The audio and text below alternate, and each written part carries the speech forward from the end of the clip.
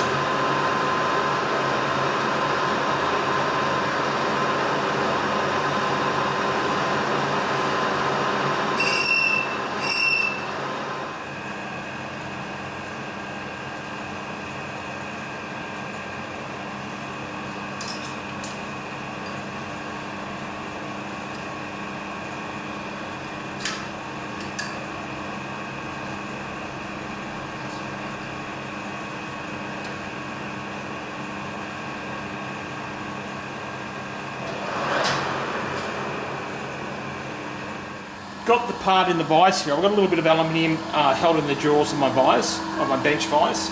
I've put a couple of parallel strips underneath the job to keep it up off the ground, and that will try and help get it centralised on the top and bottom. So I've got my little butane torch here, and I'm just going to try and soft solder this today by heating it up.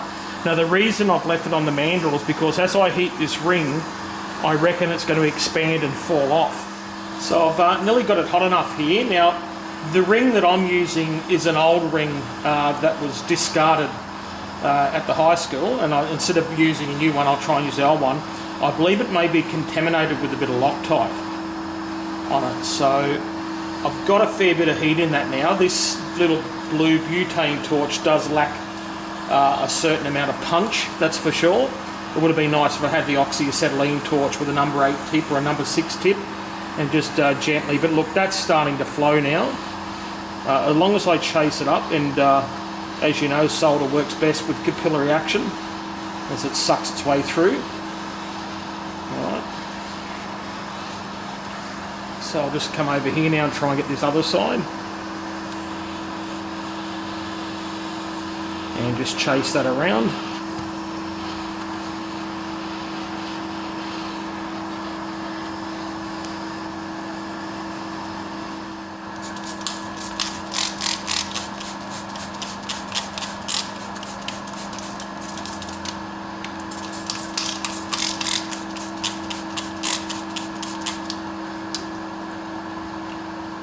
I'm a little bit out of my height. I'm not too worried about it. I can actually run it. This will be the outside side.